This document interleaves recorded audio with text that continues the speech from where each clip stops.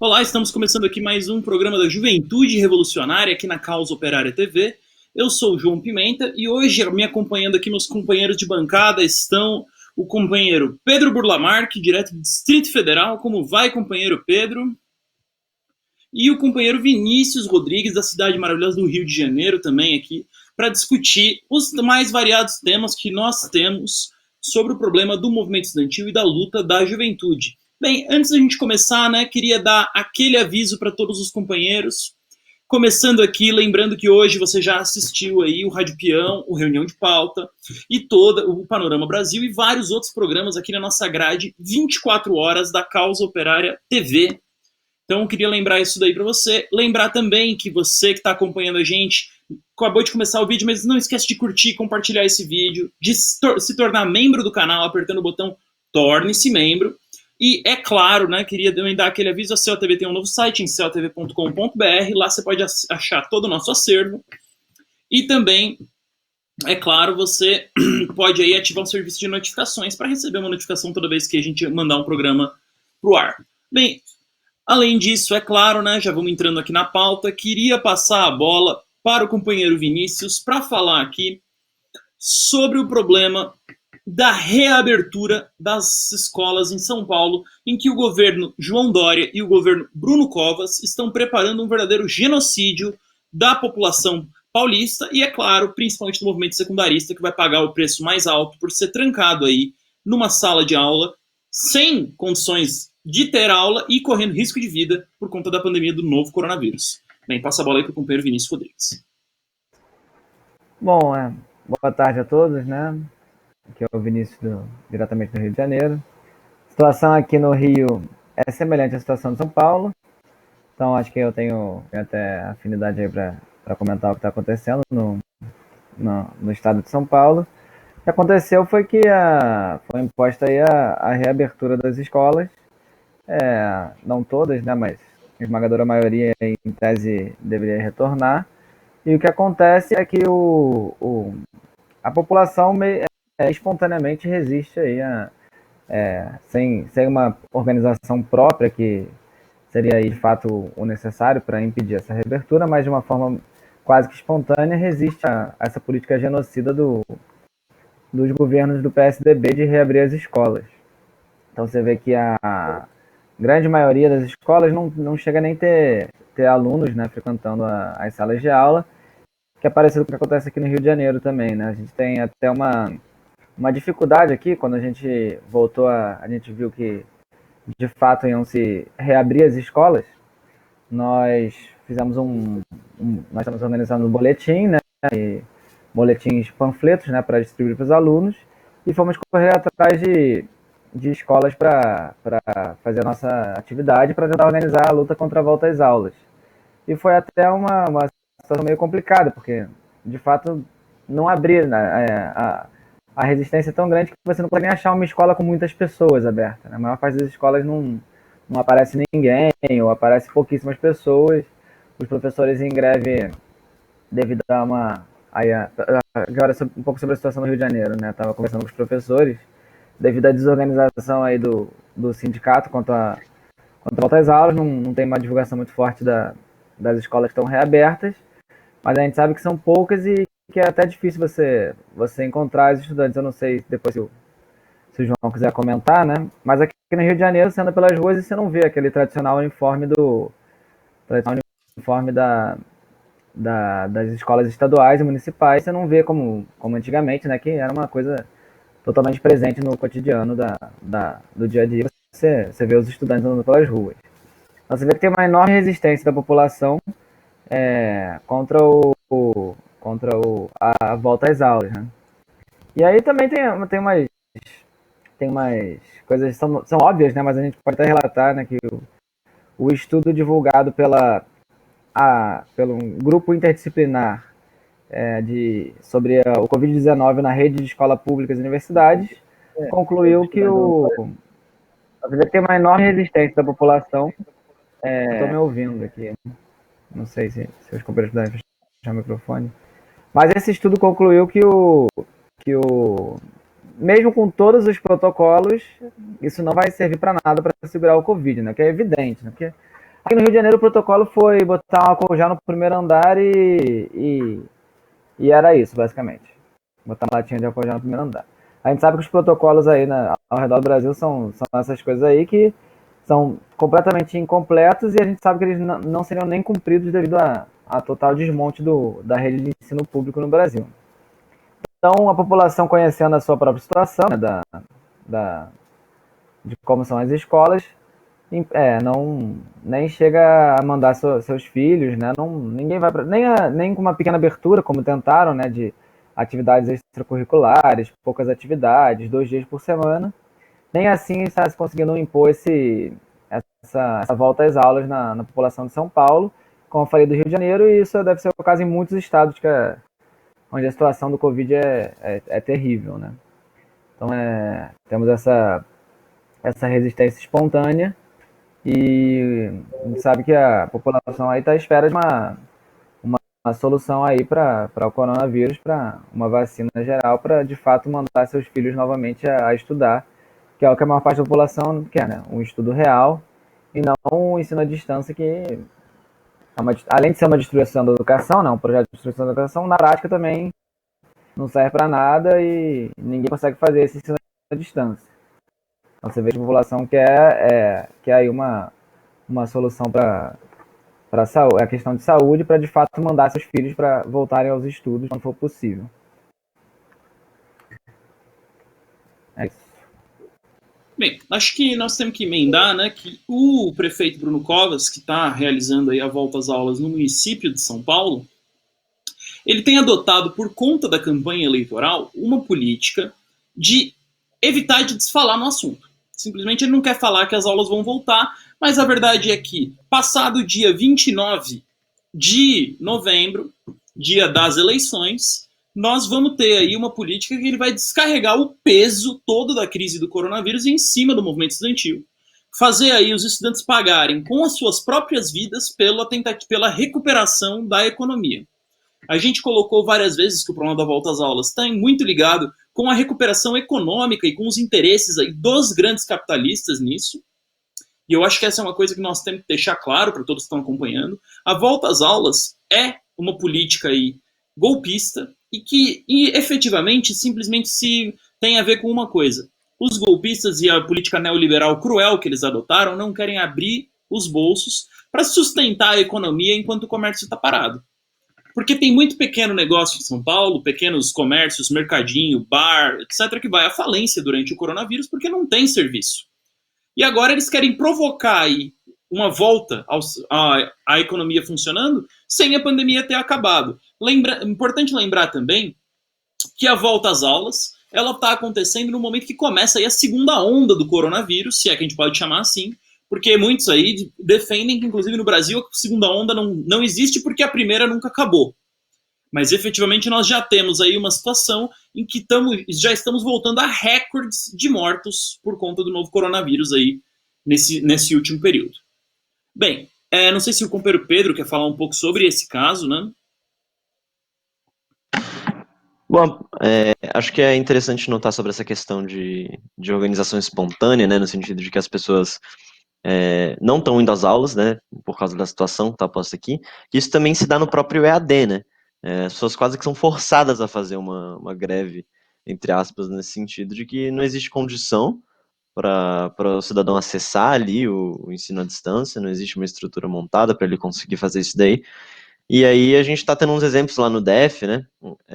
Coloco que estão tendo uma série de exemplos em que 5 pessoas entram nas aulas do EAD, 5 no máximo, assim, assim, é uma situação verdadeiramente escabrosa, né? Que as pessoas não vão para as aulas presenciais no momento em que elas abrem, e no próprio EAD também não sustenta sua própria proposta, né?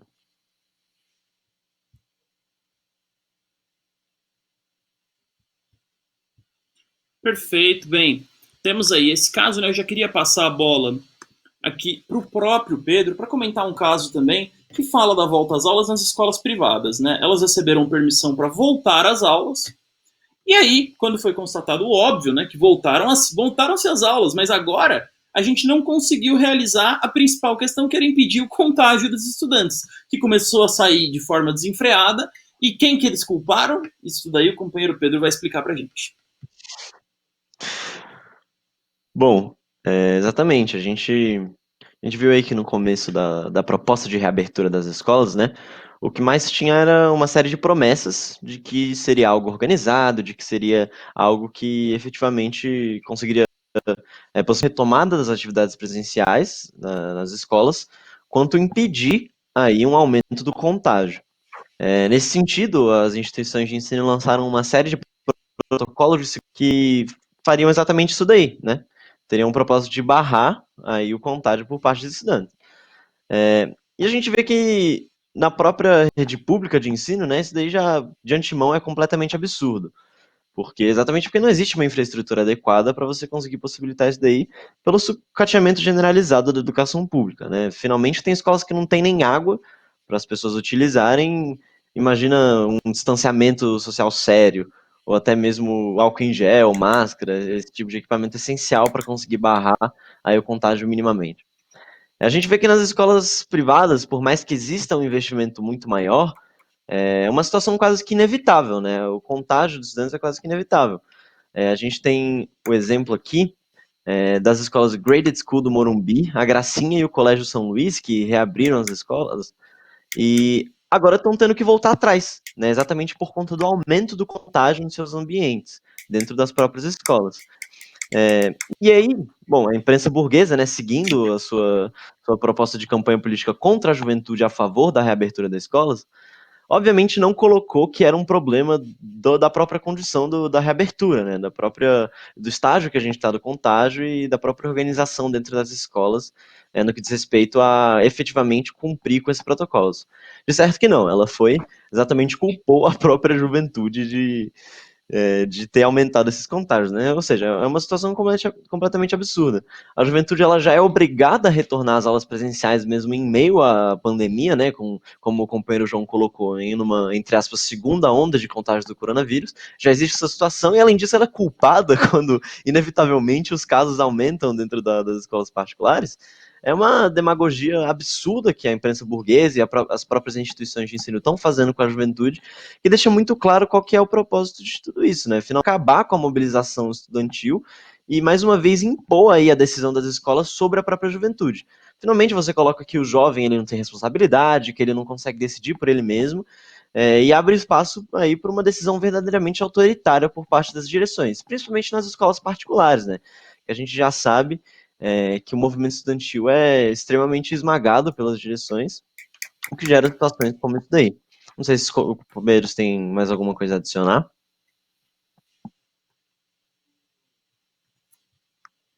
Bem, eu acho que é importante frisar aqui, né, que eles não conseguiram conter o contágio do novo coronavírus em escolas particulares de alto padrão. Eu acho uma questão assim muito importante. Escolas que efetivamente têm um financiamento, têm mensalidades caras, que têm dinheiro para realizar algum tipo de protocolo de combate aí ao coronavírus. Agora, a gente não sabe se é por impossibilidade ou por ineficiência, mas simplesmente o pessoal não consegue agrupar 30, 40 pessoas, 100, 200 alunos numa escola e impedir o contágio. É inviável. Outra coisa que a gente tem que colocar também é o seguinte: não há necessidade de continuar o ano letivo. A gente está em novembro já, o ano acabou. Tem que suspender o semestre e falar, acabou. Ano que vem a gente vê. E ano que vem a gente vê também, isso é outra coisa que precisa ser discutida. Apenas e tão somente com o programa de vacinação.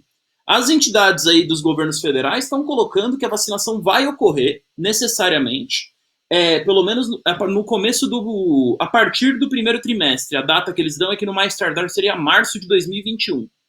E que eles não têm plano, isso é outro problema, para a vacinação dos 200 milhões de brasileiros. Até agora, existe condições para vacinar aí em torno de 70, 80 milhões de pessoas. Quer dizer, a situação aqui está indefinida. Mas claramente, mesmo no momento de baixa do coronavírus, entre aspas, está inviável de manter as escolas abertas. O pessoal está ficando doente. E na medida que isso chegue nas escolas públicas, que são aí, tem menos condições de garantir algum isolamento social, tem salas superlotadas, a situação vai ficar muito, muito pior. Bem, não sei se o companheiro Vinícius quer comentar um pouco sobre esse tema das escolas privadas que não têm conseguido conter o contágio do coronavírus. Aqui no Rio de Janeiro, a gente tem contatos com os professores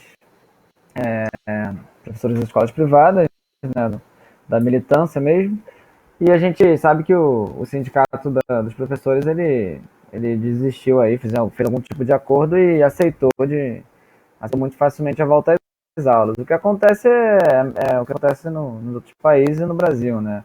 Você abre uma escola, ela fica aberta uma semana, esse pessoal tem dinheiro, né, para fazer teste, alguém das, sei lá, 500 pessoas que frequentam essa escola está com Covid, fecha a escola e volta para o EAD. E aí é isso, no final os estudantes e os professores são os que saem perdendo, né? Ou correndo o risco de se contaminar, ou fazendo o terrível ensino aí, que é o EAD. E os professores, então, estão ainda né, sendo demitidos e tal, com essa questão do EAD, ou se arriscando muito aí com a questão do Covid. Eles têm, em geral, né, professores são mais velhos e tendem aí a ser um grupo de ter mais até um grupo de risco nessa questão do corona.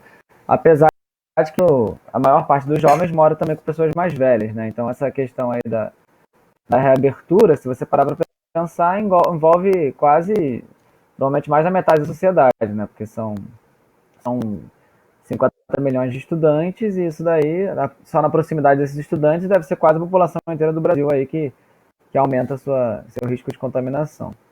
Então, a situação das escolas privadas elas reabriram há mais tempo, né? Elas têm mais interesses econômicos diretos, né? Por causa da falência da própria escola e tal. Então, elas reabriram há mais tempo e estão nessa situação absurda aí de ficar abrindo e fechando tentando, né, constantemente abrir. É óbvio que não vai conseguir abrir, porque vai ter gente com Covid, mas elas ficam tentando abrir para justificar aí o interesse econômico, principalmente da própria empresa que é a escola, né? Que é a empresa privada. A escola é uma empresa privada. É isso.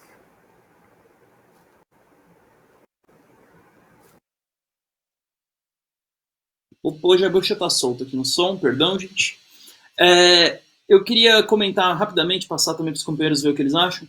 Nós temos a situação da Universidade Federal da Paraíba, o FPB, em que nós temos uma situação que é a seguinte: teve eleições para reitor, né? É tradição nas universidades federais que tem eleições diretas para reitor, e por 900 mil votos, pelo que eu entendi, 900 mil votos não, perdão, 900 mil votos, nós tivemos aí a vitória dos estudantes da chapa 2, né? Uma chapa que uma chapa foi apoiada pela esmagadora maioria do corpo docente, e o segundo lugar, que recebeu em torno de 100 mil votos, ficou aí, sou obrigado a comentar, foi empossado pelo Ministério da Educação. O Ministério da Educação atropelou a eleição e impôs o derrotado. E eu queria expor aqui uma coisa. Além de ser uma figura derrotada no processo eleitoral aí da UFPB, é uma figura que não tem, diga-se de passagem, nem 20% aí do eleitorado da universidade. É uma figura extremamente minoritária. Basicamente mostrou que as eleições diretas para reitor são uma farsa. Não existe realmente uma eleição direta que é soberana. A lista tríplice é uma fraude, você vota, mas o cara escolhe quem é. No fim das contas, 10% e zero é a mesma coisa. Porque se o cara conseguiu, com toda a campanha, o peso do Ministério da Educação, só conseguir 10% dos votos, é porque era para ter zero. O resto é tudo a área de influência direta do Ministério da Educação e do governo Bolsonaro. Isso daí demonstra que nós precisamos, em primeiro lugar, exigir que o péssimo sistema democrático seja pelo menos respeitado. Que o primeiro da lista seja escolhido. Mas, segundo, colocar o problema da autogestão das universidades. Nós não podemos ter universidades sendo governadas de fora por interventores, que é a regra no governo Bolsonaro. E ainda mais, nós não podemos ter uma universidade que dependa, assim, de uma forma tão absurda dos professores universitários. Precisa haver uma administração que leve em conta a vontade dos estudantes, que no fim das contas se expressaram aí apoiando uma chapa dos professores, mas que efetivamente não estão aí, mesmo que ganhassem, não iam estar levando uma representação para casa que efetivamente representa os interesses deles. Bem, passa a bola aí para os companheiros comentarem. Eu acho bem interessante essa questão da eleição na universidade do governo Bolsonaro, né, porque é uma das principais ataques à juventude e é dos ataques bem diretos, né, a intervenção direta do governo, que gera uma grande resistência principalmente dos estudantes, né, tem alguns professores que também tendem a se mobilizar, mas você vê que são grandes mobilizações estudantis que acontecem após as intervenções do governo e do Estado também, apesar de eu não de ser uma política mais comum do governo federal, né? Porque de universidades estaduais até agora eu não vi nenhuma intervenção, apesar de que elas também estão sujeitas a sofrer a intervenção dos governos direitistas dos estados. Então você vê que é uma resistência muito grande. Na própria Paraíba está tendo manifestações, né? Tá tendo ocupação da reitoria, fechamento de vias de carros, né? É uma resistência muito grande. Foi o que a gente viu nas outras universidades esse ano, no Rio Grande do Sul, no Rio Grande do Norte, que mesmo durante a pandemia, que está totalmente esvaziado, né, a rua, as mobilizações de rua, os estudantes, quando são atacados diretamente pelo governo Bolsonaro, eles saem às ruas para defender, em geral, a autonomia universitária, uma participação maior dos estudantes, né. Eu vou vou comentar também um caso que teve na UFS, Universidade Federal do Sergipe, que também teve manifestação essa terça-feira, né, dia 24, justamente por causa de uma segunda intervenção. O negócio tá ficando feio, né, porque nessa universidade os estudantes votaram aí, a comunidade acadêmica, né, votou em dezembro, e começou a votação em dezembro, né? E escolheram um reitor, dezembro do ano passado, né? Escolheram um reitor mais votado aí pelos estudantes e pelos docentes. E aí, quando chegou no mês de julho, um colégio eleitoral especial, né? Que é um negócio ridículo, né? Que você pega um clubinho dos professores conservadores, que foi o que aconteceu também na minha universidade, né? O clubinho dos professores conservadores, e escolhe o cara que é ligado ao governo Bolsonaro, um cara direitista, reacionário, que não tem interesse nenhum em defender os estudantes e a universidade pública. Então já haviam escolhido aí esse reitor, um reitor interventor, chamado Walter Joviniano Filho. Isso foi em julho. Aí na segunda-feira, o ministro da Educação, que é... Cara, trocou tantas vezes de ministro que eu até tinha esquecido quem era o atual ministro, né? O tal de Milton Ribeiro. Ele afastou o Walter, o cara que era interventor, e botou outro cara mais à direita, uma mulher, Liliádia da Silva, ainda mais à direita desse reitor aqui, que já tinha sido um golpe, já tinha sido uma intervenção. Então você vê o negócio vai estar ficando tão feio que daqui a pouco o Bolsonaro botou um interventor em 2019, era um cara, né, tava começando o governo ali, tava botando um cara não tão ruim, aí fala, não, agora tem que ser um cara bolsonarista mesmo, vamos botar outro. Aí vai, o MEC afasta e bota um reitor ainda mais à direita.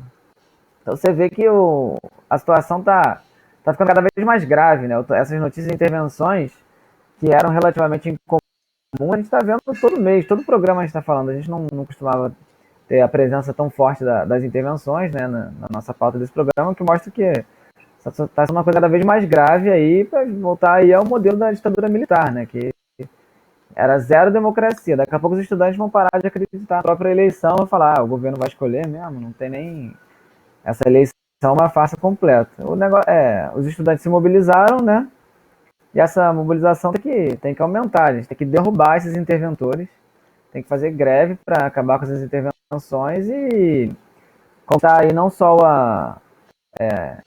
que se siga o modelo atual, né, que não é um modelo tão democrático assim, que a gente, na verdade, a mobilização gere um controle real da universidade pela maioria estudantil, os professores e os técnicos, né, mas um modelo melhor do que o que está em lei, né, um modelo mais democrático, com uma presença maior dos estudantes, que são quem de fato tem interesse em defender a universidade. Então, a gente vê aí outro caso no Nordeste, além da Paraíba, né? Esse caso do Sergipe. Comentários, Pedro? Perfeito. Eu só levantar a bola para ele perguntar. Vale... Pedro. Opa, perdão. Não, por favor. Não, acho que vale, falando também ainda da própria Paraíba, né? O companheiro Vinícius tinha comentado sobre os atos que estão acontecendo lá. E é importante ressaltar, reforçar isso daí que ele colocou, né? Exatamente, que as mobilizações tendem a se radicalizar cada vez mais. A gente vê isso muito claramente na mobilização dos estudantes do UFPB, exatamente com isso que ele colocou, que o pessoal agora tá indo às ruas pela segunda vez, né, num ato organizado com a intervenção do governo Bolsonaro, colocou vários pneus nas vias, né, ateou fogo aos pneus para impedir a mobilização aí dos carros, e ocupou o campus e ocupou a reitoria mais uma vez, né. Ou seja, a situação tá chegando num ponto em que a única resposta válida para a situação é a intensificação da radicalização dessas mobilizações. Acho que vale ressaltar também sobre a questão da própria eleição desse interventor, que eram 3 chapas que estavam concorrendo, né, para a eleição. A chapa Inovação com Inclusão, que teve 47 votos. Em segundo lugar, a chapa UFPB, com 45 votos. E por último, com 0 votos, acho que é importante notar que foram 0 votos, a chapa do interventor, né, do Valdinei Veloso, que, né, como a gente viu, não impediu ele de ser nomeado aí pelo governo Bolsonaro. É interessante notar também que a mobilização desses estudantes e mobilização dos estudantes em âmbito nacional é extremamente valiosa para pressionar as próprias entidades nacionais, né, a Uni, a fazer alguma coisa efetivamente, porque a gente vê, desde o começo da pandemia, o máximo que a Uni fez foi apoiar o EAD, foi colocar aí, não, vamos pegar aí os auxílios para os estudantes, vamos conseguir estruturar isso de uma forma eficiente, ignorando completamente a análise real da situação que estava colocada desde o começo da pandemia, condições, né, e da radicalização dessas mobilizações, a UNE está sendo obrigada a tomar algum posicionamento acerca disso, né, agora inclusive participando da própria organização dessas questões, né, obviamente ainda colocando um freio em tudo isso, mas de certa forma está extremamente pressionada pela efervescência da juventude, que está crescendo cada vez mais, né. E é isso que o companheiro Vinícius falou, o que tem que acontecer é as mobilizações radicalizadas cada vez mais nas últimas meses, colocando, acima de tudo, fora Bolsonaro nessa questão, né? Porque finalmente quem está apontando os interventores é o Ministério da Educação, que está aí a serviço da política golpista do Bolsonaro. Então é somente aí com a luta pelo fora Bolsonaro que a gente consegue dar um fim efetivo para todas essas intervenções e garantir a autonomia das universidades em um âmbito nacional, né? Não somente em alguns lugares isolados. Bem, além disso, né, a gente teve também o caso de Araraquara, na Unesp, né? A Unesp também tem um processo de eleição para reitor. Acontece que existe na Unesp um problema, um voto censitário, em que o voto dos professores tem um peso diferente do voto dos alunos. Feito isso, teve uma eleição e um candidato pró-EAD, que defende o ensino à distância, ou seja, a destruição do ensino universitário, porque não dá para se conduzir nem o ensino básico, quanto mais o ensino superior, de alta qualidade à distância, é uma ficção isso daí. Eles elegeram um reitor pró-EAD com a minoria dos votos, porque ele ganhou a eleição tendo maior número de votos entre os professores, que tem, nesse caso, um peso maior do que o dos estudantes. Esse método naturalmente é antidemocrático, porque é pré-democrático, eu diria assim, é o sistema da monarquia francesa, né, se a gente puder fazer essa comparação. E aí o terceiro estado, que seriam os estudantes, votaram em peso para eleger um candidato que eles consideraram mais adequado aí aos interesses dos estudantes, e um setor dos professores, apoiado aí na política ultradireitista do governo do PSDB no estado de São Paulo, elegeu um candidato com a minoria dos votos. Isso aí demonstra novamente aquilo que a gente tem falado desse programa inteiro, a necessidade de combater esse sistema arcaico de eleição para reitores, e inclusive a própria ideia de reitoria. Nós não precisamos de uma monarquia que governe a universidade. É preciso um governo democrático, que tenha aí uma espécie de congresso, uma assembleia que se reúna para definir o que vai acontecer na universidade, e que os estudantes, funcionários e professores tenham uma verdadeira voz ativa na universidade. Que já aconteceu em outros lugares, a gente defende que é o projeto do governo tripartite nas universidades, com um voto como é que a gente pode dizer, individual e igual entre todos da comunidade acadêmica, e, portanto, com maioria estudantil, que são a esmagadora maioria da comunidade acadêmica. Bem, companheiros, vocês querem comentar um pouco de Araraquara? Eu quero comentar o caso de Araraquara porque assemelha a minha universidade, a Unirio, Universidade Federal do Estado do Rio de Janeiro. A gente sofreu uma intervenção aqui, e ano passado, né? E muitas vezes ela não é categorizada como intervenção porque não precisou da intervenção direta do MEC para passar por cima da decisão dos estudantes. Os próprios professores fizeram, como em Araraquara, né? Então você vê que a primeira votação, o inventor nem participou. Então foi 2 candidatos assim, meio muito parecidos até. Eram 2 daqueles professores esquerdistas tradicionais, né? Professores assim, o pessoal que faz a universidade sabe como é que é mais ou menos o perfil, né? 2 professores assim, e um deles venceu, o Leonardo Castro. E aí o interventor nem participou. Aí chegou no nível acima, que ignora completamente os estudantes, que se eu não me engano é o colégio eleitoral. No colégio eleitoral era coisa de 130 professores e 10 estudantes e 10 técnicos. Os professores se sentiram confortáveis a votar no interventor que nem tinha participado da consulta. Ou seja, para uma boa parte dos professores, né, mais da metade, eles assim, quero saber que eles votaram aí na maioria desse colégio, né? No colégio eleitoral. Não sabemos se é a maioria da universidade, porque esses colégios também devem ser escolhidos de uma forma bem conservadora, né? Mas eles se sentiram confortáveis para votar num candidato que nem tinha participado da consulta dos estudantes, mostrando aí que até dentro das regras atuais a universidade é, como o companheiro João disse, um negócio antigo do regime, né? O regime a nobreza e o clero tem o voto aí, mesmo sendo 1%, tem o voto sobre a maior parte da população, no caso a maior parte dos estudantes. Então, uma coisa completamente absurda. E o Bolsonaro, claro, foi lá e definiu aí o candidato interventor para a minha universidade, porque a última decisão ainda foi do MEC, né? Então, mesmo com os professores passaram por cima dos estudantes, o MEC aí aceitou a decisão do interventor, definido por essa parcela dos professores. Então, esse sistema aí, é bom que a gente tem que deixar claro aqui que essas mobilizações contra a intervenção, que está tendo no Brasil inteiro, se eu não me engano, já são quase 20 escolas, institutos federais e universidades, tem que pautar aí o governo tripartite. Não pode ser só vamos derrubar o interventor, não. Vamos derrubar o interventor e mudar o sistema universitário para que exista, de fato, uma democracia nas universidades, uma universidade que os estudantes possam, de fato, ter uma grande parcela do controle, visto que eles são a maioria da universidade.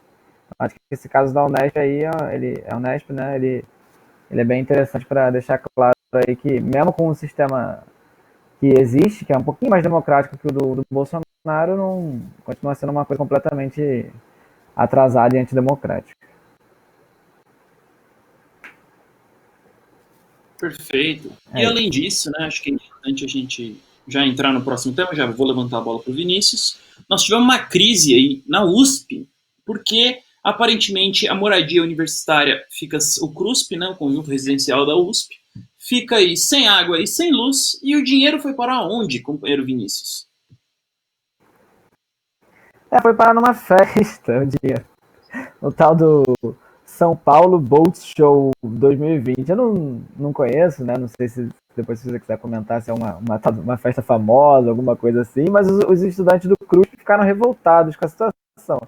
Afinal, não é só que eles estão vivendo numa miséria lá, não tem nem internet direito no CRUSP, né? Parece que o EAD, quando você está na USP, você não consegue fazer nem o EAD, porque não tem internet. A situação é tão ruim para esses estudantes, dos 600 que são, né, durante a pandemia, porque muitos voltaram para as suas residências, provavelmente fora da cidade de São Paulo. 1/4 dos estudantes está passando fome na USP, no CRUSP. O negócio é completamente absurdo, né? Você está na universidade pública, provavelmente a mais rica do Brasil, né, a USP.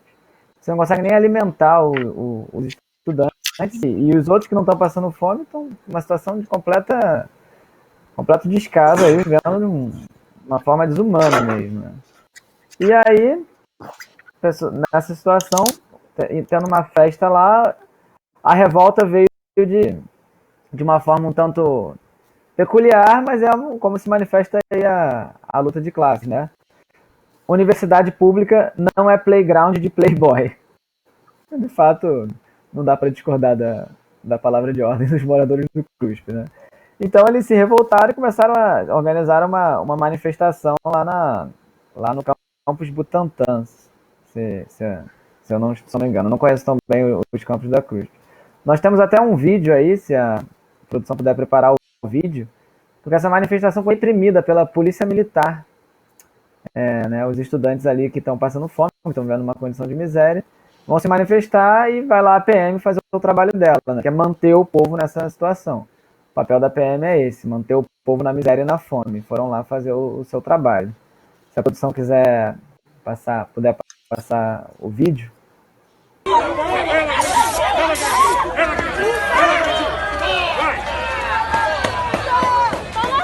A bomba! A bomba!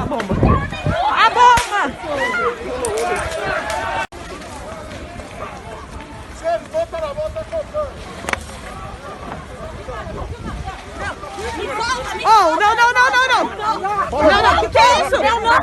Eu não vou. Eu tenho direito de gravar você e agredir a gente. Vambora. Vamos embora, mana. Vamos embora. Vamos levar um caralho. Eu não tô entendendo, calma. Vem. Vocês vão levar você.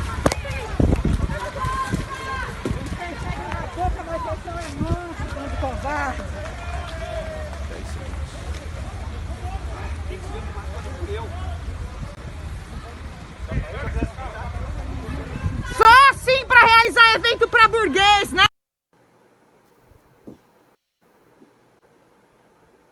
Então, vocês viram aí, né, o que acontece se você for um estudante revoltado com a situação terrível do alojamento. Não sei, talvez não tenha ficado claro, né, que o CUSP é o alojamento da USP. E aí, só para terminar de comentar, né, um dos motivos que os estudantes não conseguem se alimentar é porque não tem cozinhas. A universidade não se deu no seu trabalho de consertar as cozinhas das cozinhas coletivas lá do CRUSP, obrigando os estudantes que moram lá a depender de marmitas terríveis aí, marmitas ridículas. Depois, se vocês quiserem procurar a foto da marmita, procurem no Diário da Causa Operária, lá, o causaoperária.org.br, para ver como é que é a marmita que a empresa garante aí aos estudantes.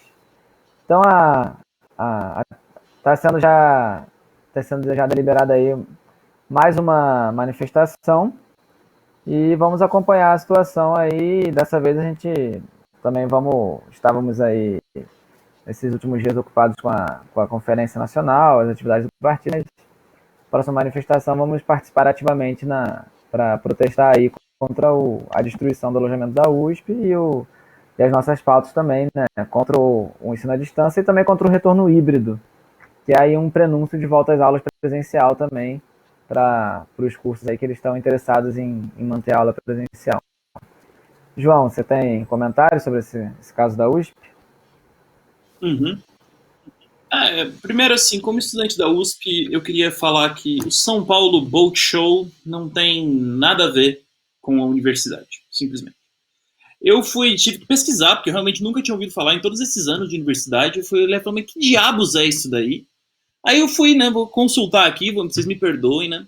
O São Paulo Boat Show é uma festa, né, que vai ser feita na Raia Olímpica da USP, no Rio Pinheiros, é claro, né, e na Marginal Pinheiros, quer dizer, a Raia Olímpica é só um pedaço disso daí.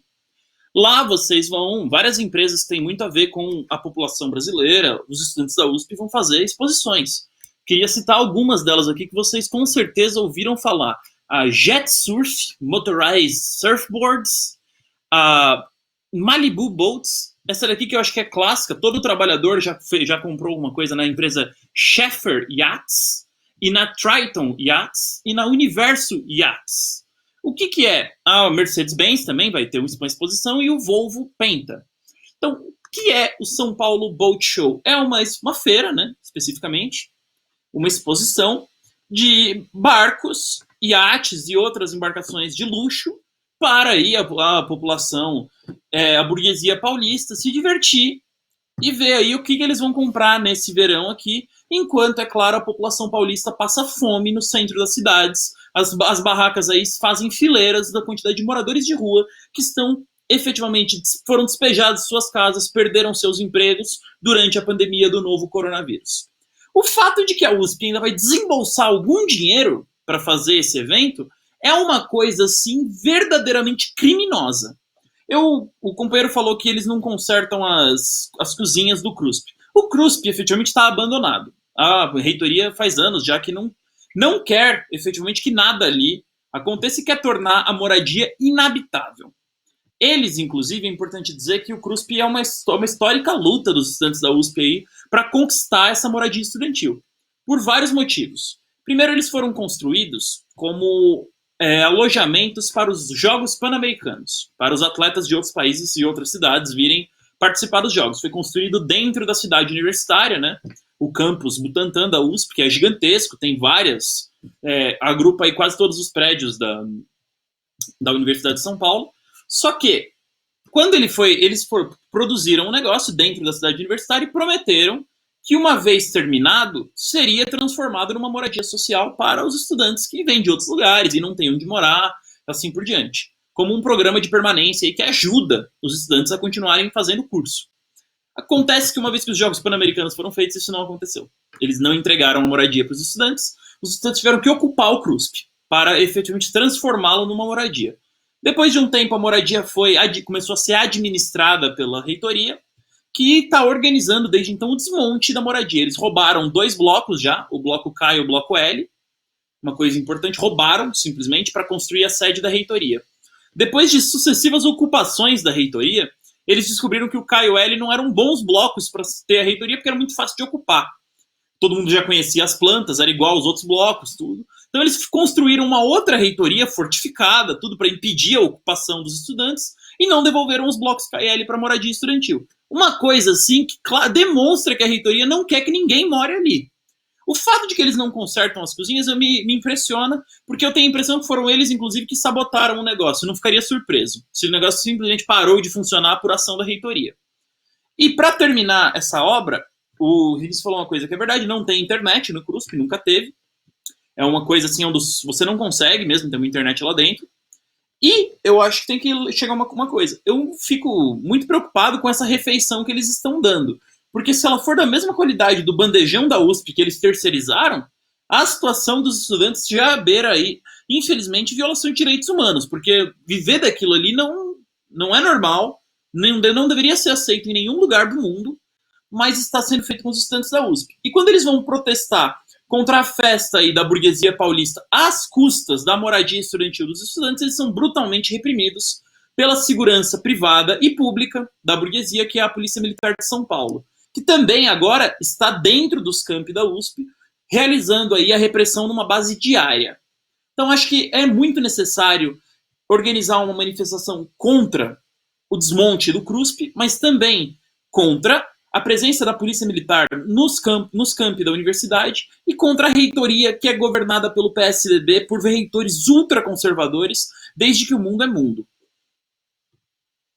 Bem, companheiros, além, é claro, da Universidade de São Paulo, né, nós precisamos aqui, eu queria passar para o companheiro Pedro, falar da situação da militarização nas escolas no Paraná, tendo aí os companheiros professores e servidores da educação ocupado a Assembleia Legislativa do Estado.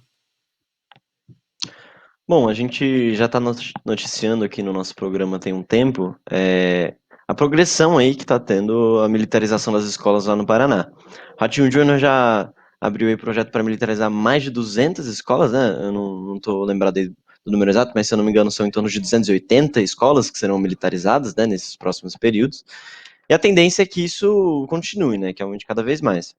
Continuando aí o seu ataque à educação como um todo, né, agora direcionado para os professores, foi lançado aí pelo FEDER, né, o secretário de Educação e do Esporte, o edital 47 do processo seletivo simplificado da Secretaria de Estado de Educação, né, que diz respeito à contratação dos professores pelo sistema temporário, a própria questão, enfim, disso daí, né. Ele abre, ao invés de você ter um concurso público para a posição, você tem aí um processo seletivo. Está prevista a participação de mais de 90 mil pessoas, inclusive numa prova presencial. Tendo isso em vista, né, dessa crescente militarização e esse mais recente ataque aí da Secretaria de Educação, do governo Ratinho Júnior, aos professores,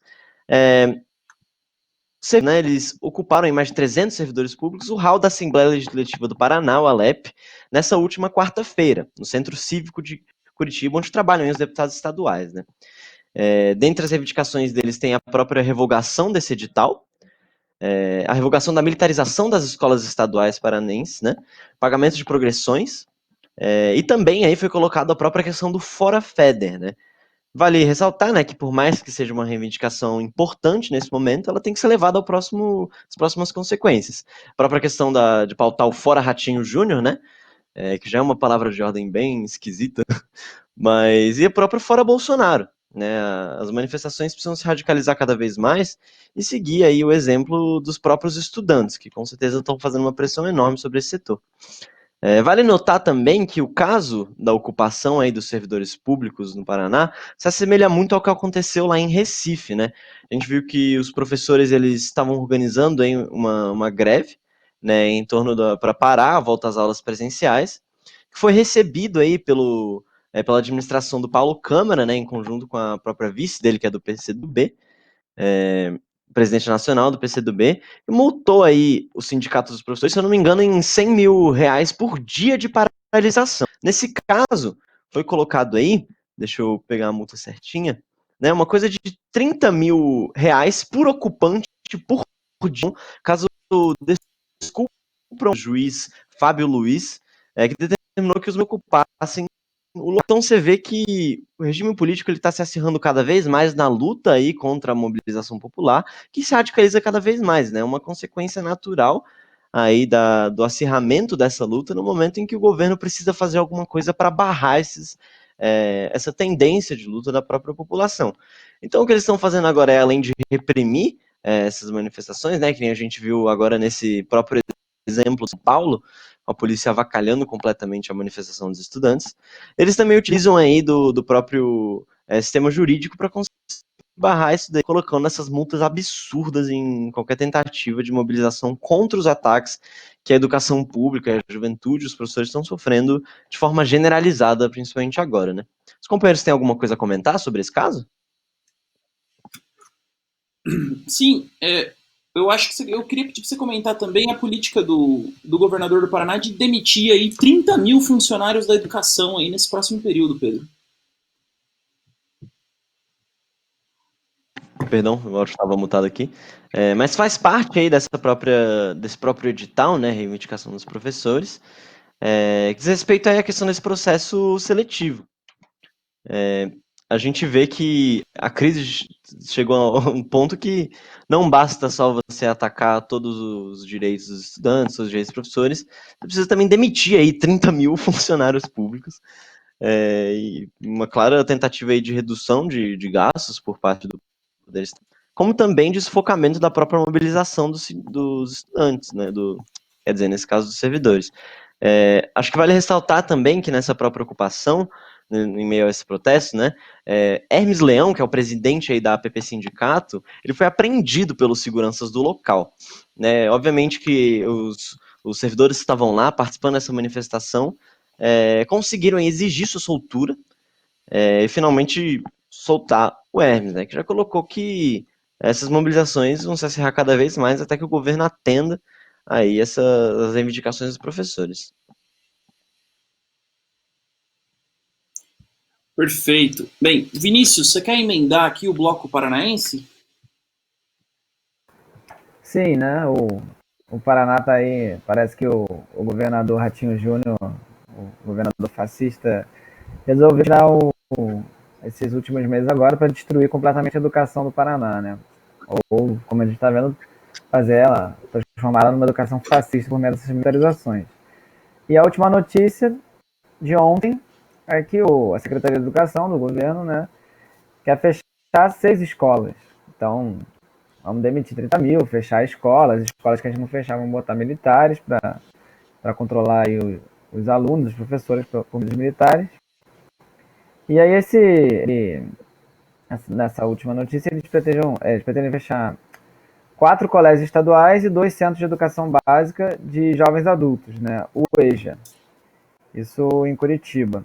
Então você vai sucatear aí ainda mais a educação e um ataque aí específico ao EJA, né? Porque colégios estaduais tem uma quantidade grande, né? Mas 2 EJAs é uma coisa que não é tão comum assim. Então você vê que um ataque direto aí aos jovens adultos, que é porque esse pessoal aí jovem precisa ter na educação, precisa estudar, ter direito aí a um ensino público de qualidade. Bota aí todo mundo para trabalhar, para ser iFood. Emprego no Brasil não existe, de verdade, né? Metade da população está desempregada. Tira a escola de todo mundo, deixa trabalhando, ou tentando trabalhar, ou morrendo de fome, que é o que de fato passa a população brasileira no governo Bolsonaro, e fecha todas as escolas. Então aí o governo Ratinho disposto a destruir completamente a educação. E como o sindicato, né, dos professores também já se manifestou, óbvio, né, contra o fechamento de escolas, isso influi aí na demissão dos professores e dos funcionários, mas é importante ressaltar aí que como fizeram os companheiros do Rio Grande do Sul, quando tentaram fechar uma escola, caso esse projeto avance, os estudantes mesmo, que são mais radicalizados, devem ocupar as escolas e impedir o fechamento e garantir que essas escolas se mantenham aí, escolas estaduais, e conquistar ainda mais coisas para as escolas, conquistar um ensino de qualidade nessas escolas, um total oposto à política aí de destruição da educação, né? Então tem que mobilizar os estudantes, tem que radicalizar, e se necessário, como é no caso de fábrica ou qualquer coisa aí que vai fechar, tem que ocupar e impedir essa política aí de destruição da educação. Mais essa notícia do Paraná. Perfeito. Bem, companheiros, infelizmente o Juventude Revolucionária vai chegando ao fim aqui. Eu queria dar alguns avisos, lembrar aí todos os companheiros que o Juventude Revolucionária vai ao ar toda quinta-feira às 14 horas. E é claro que logo em seguida você nem precisa sair aí do link, que o nosso link 24 horas não para. Você pode acompanhar aí no Música Clássica com Afonso Teixeira. Ele vai ter, sempre tratando aí de várias questões da música erudita, contando um pouco sobre os autores, os grandes compositores aí. Ele fez já uma sequência sobre óperas italianas, contou a história do Verdi e de muitos outros. É claro, também falou já de Wagner e outros compositores, então muito recomendo o programa dele para vocês acompanharem. Começa daqui 5 minutinhos. Nós vamos deixando vocês por aqui. Meu nome é João Pimenta, agradeço a todos. Queria passar aqui para os meus companheiros de bancada fazerem uma rápida despedida. E a gente encerrando já mais um Juventude Revolucionária nessa quinta-feira, dia 26 de novembro. Vou me despedir também de todos, agradecer aí a audiência dos companheiros e companheiras que nos assistiram. Semana que vem estou de volta em mais um Juventude Revolucionária. Vamos aí acompanhar aí vamos também participar, como a gente viu, tem mobilizações aí nos estados do Nordeste, tem mobilizações aí na USP. Temos aí que participar, incentivar essas mobilizações, e elas serão noticiadas no próximo programa da Juventude Revolucionária e no próprio Diário da Causa Operária, que tem aí uma sessão de notícias só sobre a juventude, se vocês quiserem acompanhar todos os dias. Então me despeço a todos e até a próxima. Pedro? Me despeço aqui de todo mundo também. Gostaria de agradecer a todos que estão aí nos assistindo e acompanham semanalmente o Juventude Revolucionária. E ressaltar aí, vocês a compartilharem esse nosso link 24 horas, sempre estarem acompanhando aí nossa programação. E é isso. Muito obrigado.